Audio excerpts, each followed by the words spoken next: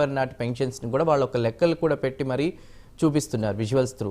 So ఏంటి మీరేం చెప్తారు? నిజంగానే ప్రజలు మోసం చేస్తున్నారా చంద్రబాబు, లేదంటే భయపడి ఈ సభలన్నీ కూడా నిర్వహిస్తున్నారా? తూతూ మంత్రం సభలు అంటున్నారు, ఏంటి వంశీ గారు? సార్, ప్యానల్ సభ్యులు సురేష్ గారు, సతీష్ గారు, విల్సన్ గారు, మళ్ళీ ప్రైమ్ 9 ప్రేక్షకులందరికీ గుడ్ మార్నింగ్.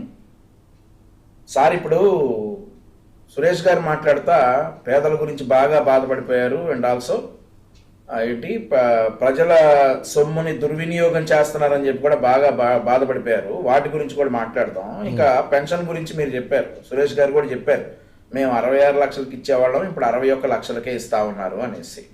66 లక్షల్లో మొన్న అరెస్ట్ అయినటువంటి రమేష్ కూడా ఉన్నాడండి. పుట్టపర్తి నియోజకవర్గంలో అరెస్ట్ అయినటువంటి రమేష్ ఎవడైతే చెయ్యి వెనక పెట్టేసుకుని నాకు చేయలేదు, కూటమి ప్రభుత్వం నా పెన్షన్ తీసేసిందని డ్రామాలు ఆడాడు కదా, అట్లాంటి రమేష్లు రాష్ట్ర వ్యాప్తంగా ఉన్నట్లు అట్లాంటి రమేష్లు అందరినీ ఏరేసి నిజమైన విభిన్న ప్రతిభావంతులకి నిజమైన పెన్షన్ రావాల్సిన వాళ్ళందరికీ కూడా కూటమి ప్రభుత్వంలో నిజాయితీగా పెన్షన్స్ వస్తా ఉన్నాయి. అంటే వంశీ గారు 5 లక్షల మంది అనర్హులనా మీ ఉద్దేశం? 5 లక్షల మందికి పెన్షన్లు తీసేశారని వైసీపీ వాళ్ళు చెప్తున్నారు.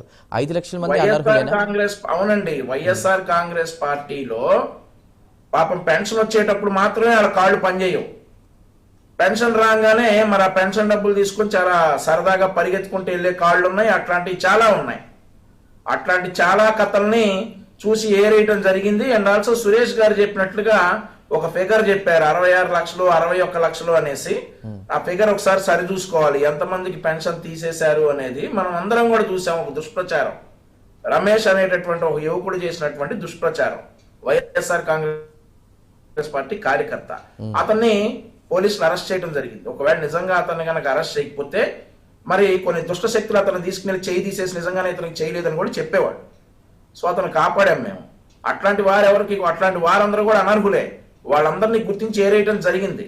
ఇప్పుడు 5 లక్షలు ఏరేసామా, 1 లక్ష ఏరేసామా అనేది ప్రజలకి తెలుసు, రికార్డ్స్ కూడా ఉంటాయి. సరే, అది వేరే విషయం.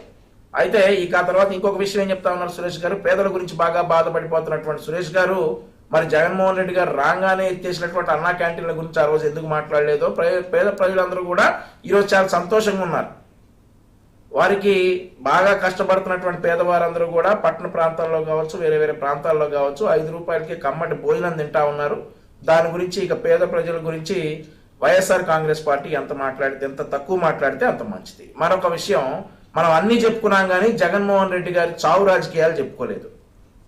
నిన్న ఆయన మాట్లాడుతా దీనిలో నన్ను దూకి చావాలి చంద్రబాబు గారు అని అంటాడు. ఒక మాజీ ముఖ్యమంత్రి మాట్లాడాల్సినటువంటి మాటలు ఇవి. దీనిలో నన్ను దూకి చావాలట. ఇప్పుడు మీ నాన్న చనిపోయారని, మీ బాబాయ్ చనిపోయారని అవన్నీ కూడా అనుమానాస్పద మరణాలు. సో అలాగని చెప్పేసి నువ్వు అందరూ చావులు కోరుకుంటే ఎట్లా?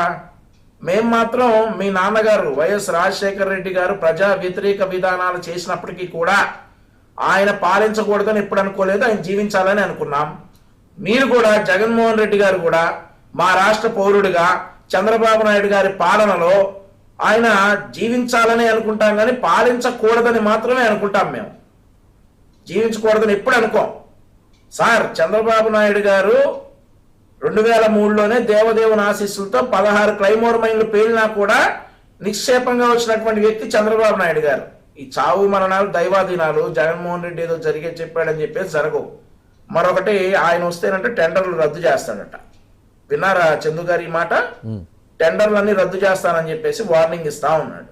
ఇక మళ్ళీ జగన్మోహన్ రెడ్డి వస్తే పోలవరం రద్దు చేస్తాడు, అమరావతి రద్దు చేస్తాడు, పెన్షన్ రద్దు చేస్తాడు, కంపెనీలు రద్దు చేస్తాడు, ఇండస్ట్రీలు రద్దు చేస్తాడు, రోడ్లన్నీ రద్దు చేస్తాడు, మెగా డిఎస్సి రద్దు చేస్తాడు, తల్లి వందనం రద్దు చేస్తాడు, డొక్కా సీతమ్మ భోజనం రద్దు చేస్తాడు, అన్నా క్యాంటీన్ రద్దు చేస్తాడు, ఫ్రీ బస్సు రద్దు చేస్తాడు, రేషన్ కార్డు తీసేస్తాడు, ఫ్రీ గ్యాస్ తీసేస్తాడు, ఇక ఉద్యోగాలు తీసేస్తాడు, డ్వాక్రా సంఘాలు తీసేస్తాడు, వచ్చిన నేషనల్ ఇన్స్టిట్యూషన్ తీసేస్తాడు, వైజాగ్ అభివృద్ధిని ఆపేస్తాడు, ఎంఎస్ఎంఈ పార్కులు ఆపేస్తాడు, అసలు మన బతుకులే రద్దు చేస్తాడు జగన్మోహన్ రెడ్డి వస్తే.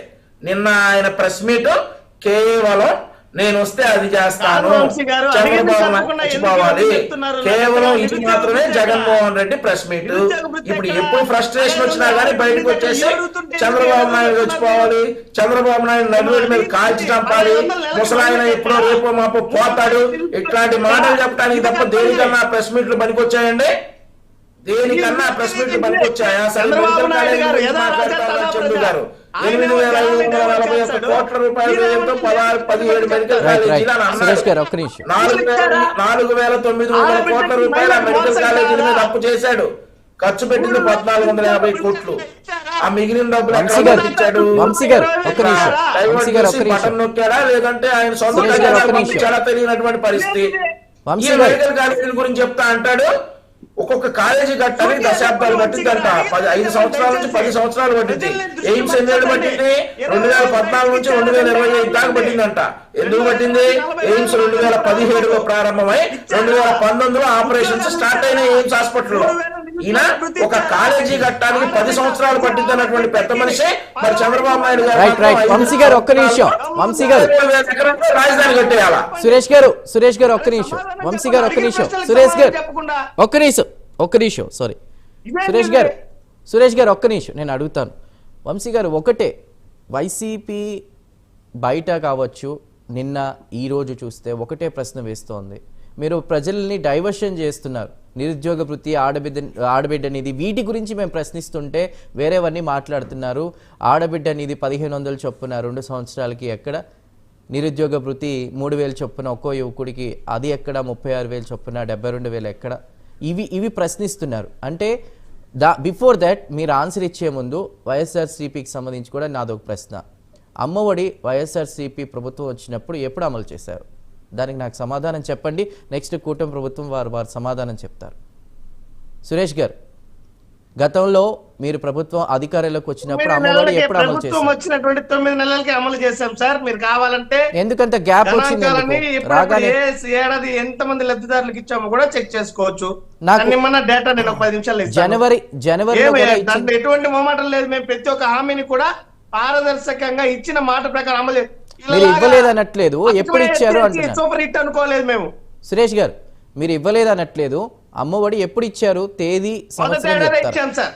మొదటి ఏడాదిలోనే, ప్రభుత్వం వచ్చిన మొదటి ఏడాదిలోనే ఇవ్వడం జరిగింది. ఏమంటారు వంశీ గారు? ఒకటి 2020 నుండి ఇచ్చారు సార్. ఇస్తానని ఇద్దరికి సార్, ఒకడికే ఇచ్చారు సార్. ముఖ్యమంత్రి గారి సతీమణి, అప్పటి ముఖ్యమంత్రి గారి సతీమణి భారతి గారు తిరిగి ఎంతమంది ఉంటే అంతమందికి అమ్మఒడి ఇస్తామని అన్నారు సార్. మేనిఫెస్టో చూడండి వంశీ గారు. మళ్ళీ అయిపోయినదే పాత రికార్డు మీకు. ఇప్పుడు మీ హామీల సంగతి చెప్పండి అంటే సమాధానం లేక ఓడిపోయిన పార్టీ మీద నిమ్మలేసి చుట్టుపోతూ కాలక్షేపం చేస్తారా? అధికారం ఇదేనా? సురేష్ గారు అవుతుంది, నన్ను మాట్లాడమంటారా? రైట్, వంశీ గారు చెప్పండి సార్. పెన్షన్ 2,000 ఉన్నటువంటి పెన్షన్ ని 3,000 చేస్తారన్నారు. 5 సంవత్సరాలు చేశారు సార్. అమ్మఒడి 2 బిడ్డలు, ఎంత మంది బిడ్డలు ఉంటే అంత మందికి అమ్మఒడి 15,000 అన్నారు. వంశీ గారు, మేము పాలించడం లేదు, పాలించే పార్టీ హామీల గురించి చెప్పండి. ఒక్కొక్క మీరేదో ఉద్ధరిస్తారని కదా మీకు అధికారం ఇచ్చారు ప్రజలు. ఆ ఉద్ధరింపుడు ఏంటి?